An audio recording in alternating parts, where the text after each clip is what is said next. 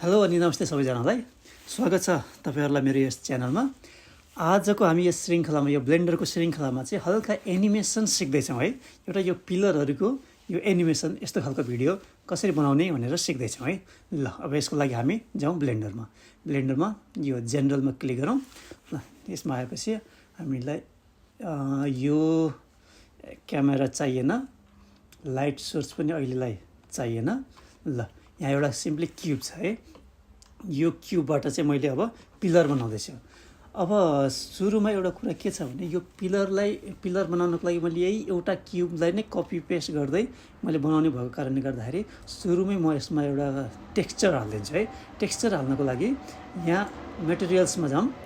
मेटेरियल्समा गएपछि यहाँ base colour छ। बेस कलरमा क्लिक गरौँ। बेस कलरमा क्लिक गरेपछि अप्सनहरु आउँछ। ल यहाँ चाहिँ इमेज टेक्सचर भन्ने अप्सन छ। हेर्नुस् त यहाँ यो इमेज टेक्सचरमा क्लिक गरेपछि अब यसलाई हामीले एउटा इमेज दिउँ।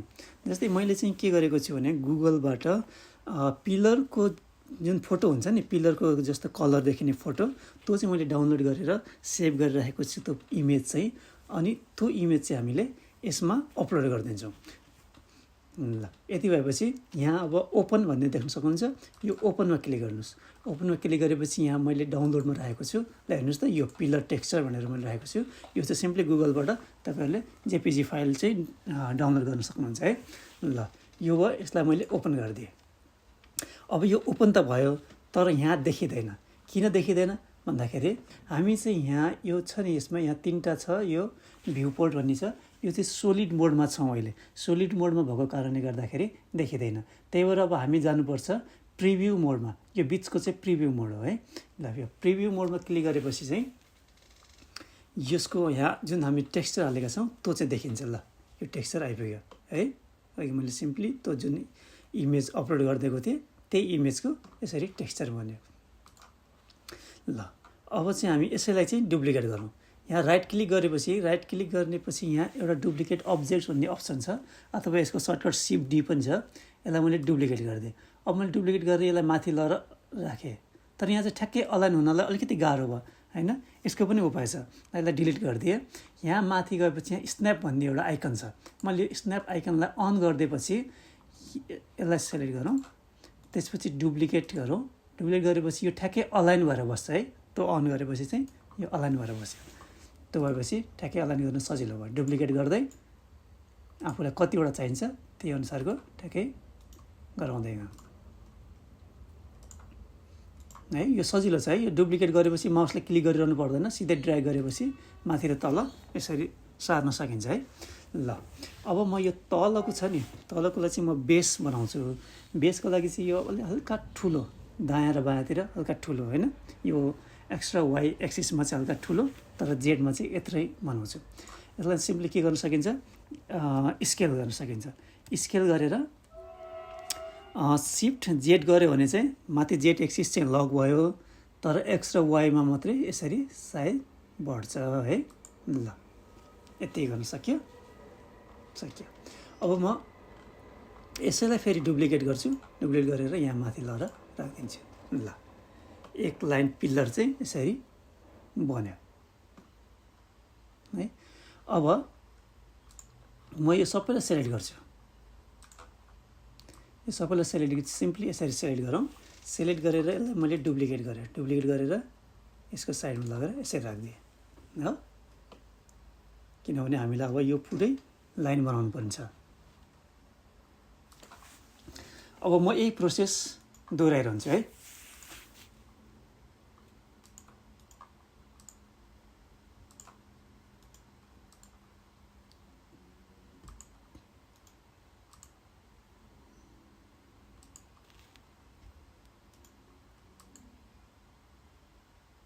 ल यो एउटा लाइनमा भयो है। अब हामीलाई अर्को लाइनमा पनि चाहियो। अर्को लाइनमा पनि बनाऊ। अब सिम्पली यो वाई एक्सिसमा -z। ल यसमा गयौँ। यसलाई चाहिँ अब अहिलेको जस्तै सेम प्रोसेस हो। डुप्लिकेट गर्दै यहाँ राख्थ्यौँ।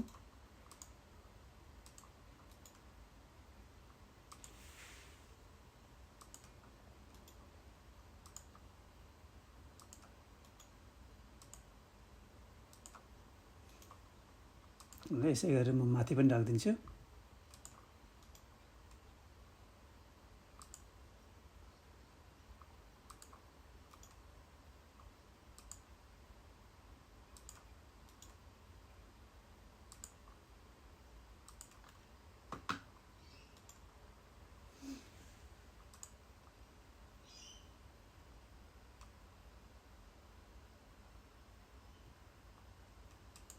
ल अब सेम तल पनि लिएर आउँछु।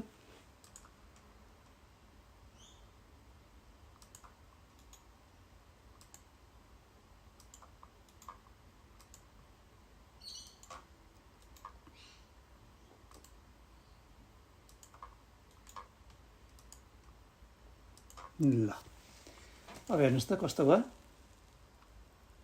ल अब हाम्रो यस्तो खालको स्ट्रक्चर रेडी भयो है। ल यो हाम्रो स्ट्रक्चर रेडी भयो। अब यसलाई चाहिँ हामीले अब एउटा बेस बनाउँछौँ। बेस बनाउनको लागि सिम्पल म एडमा जान्छु। एडमा गएर मेसमा गएर एउटा प्लेन एड गर्छु। प्लेन यो प्लेन यहाँबाट देखिएको छैन, यसलाई चाहिँ मैले यस्तो गरेँ भने ल यहाँनिर प्लेन छ है। यो प्लेनलाई चाहिँ म एस थिचेर यसलाई स्केल गरिदिन्छु। ल यत्तिको भयो। त्यसपछि जी किबोर्डमा जी प्रेस गरेर म यसलाई ठ्याक्कै यो बिचतिर यसरी राखिदिन्छु है। ल यसरी राख्यो। यो चाहिँ हामीलाई बेसमा चाहिएको है, बेसमा चाहिएको। तर यहाँ चाहिँ यो बेसमा बसेको छैन। यसलाई हेरौँ त यसरी बेसमा बसेको छ छैन। ल यसमा यहाँनिर छ। अब यसलाई फेरि म जी क्लिक गरेर तलपट्टि यसरी बेसमा ठ्याक्कै अलाइन गरिदिन्छु। ल अब चाहिँ यसरी हेर्दाखेरि यो बेसमा देखियो है। अब म यसलाई पनि फेरि टेक्सचर हालिदिन्छु। यसमा यो मेटेरियल्समा गएर फेरि न्यू गर्ने, यसलाई क्लिक गरेपछि यसको छुट्टै हुन्छ नि त होइन। त्यसपछि बेस कलरमा जाने, बेस कलरमा गएर इमेज टेक्सचरमा गएर यहाँ ओपन,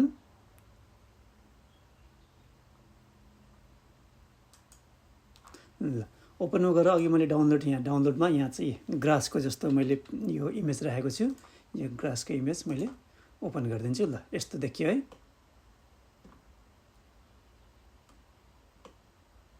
ल यति पछि हाम्रो स्ट्रक्चर चाहिँ रेडी भयो। यो स्ट्रक्चर रेडी भयो। अब चाहिँ हामीले यसलाई हल्का एनिमेसन गर्छौँ भनेको थियौँ नि होइन। ल एनिमेसन गर्नुको लागि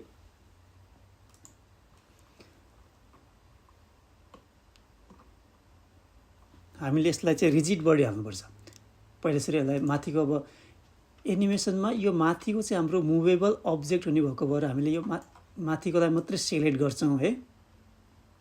ल माथिकोलाई मात्रै सेलेक्ट गर्छौँ, जुन चाहिँ मुभ हुन्छ यसलाई मात्रै सेलेक्ट गरेर हामी यहाँ अब्जेक्टमा जान्छौँ। अब्जेक्टमा गएर यहाँ रिजिड बडी भन्ने छ, रिजिड बडीमा एड एक्टिभ गर्ने भन्नाले यिनीहरू चाहिँ अब एक्टिभ भयो, यिनीहरू चाहिँ यताउता मुभ हुनसक्छ है। अब यो तलको हाम्रो बेस छ नि, यो बेसलाई क्लिक गरेर यसलाई चाहिँ फेरि प्यासिभ गरिदिउँ। Rigid body passive, add passive गरिदिउँ भनेपछि यो चाहिँ चल्दैन, तर यो माथिहरूको मात्रै मुभ हुन्छ। यस्तो भयो। अब सिम्पली हामीले एनिमेट, अब यो हामीले रिजिड बडी हालिदियौँ। रिजिड बडी हालेपछि यो एनिमेट भइसकेको छ। यसलाई हामीले प्ले गरौँ त। प्ले गर्दाखेरि के भयो, यसरी गयो सिधै हो। यहाँ चाहिँ अलिकति अब स्मुथनेस आएन। अब स्मुथनेस नआएको किन आएन भन्दाखेरि अब यहाँ फिजिक्स भन्ने छ। यो फिजिक्स भन्ने छ। फिजिक्समा गएर हामीले यो कोलिजन कसरी छ, कन्भेक्स हल छ, डिफर्म छ होइन, यिनीहरूबाट यसरी गर्न पनि सकिन्छ। अब यहाँ अर्को पनि कुरा के छ भने सिनमा जाउँ। सिनमा सिनमा गएपछि यहाँ ग्राभिटी भन्ने छ। हेर्नुहोस् त, ग्राभिटी छ। ग्राभिटी जेड एक्सिसमा चाहिँ -9.8 छ। हामीले अब माथि हल्का अलिअलि बढाइदिउँ। जस्तै माथि -4 गरिदिउँ, तल पनि -4 गरिदिउँ हो, यति गर्नु। ल अब यसलाई हेरौँ त कस्तो प्ले हुन्छ।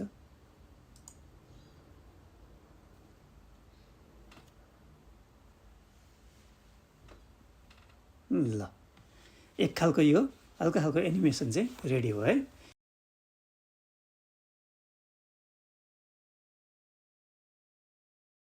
अब यही नै हो। यो चाहिँ एउटा सिम्पल तरिकाले एउटा एनिमेसन गर्नको लागि हो। ल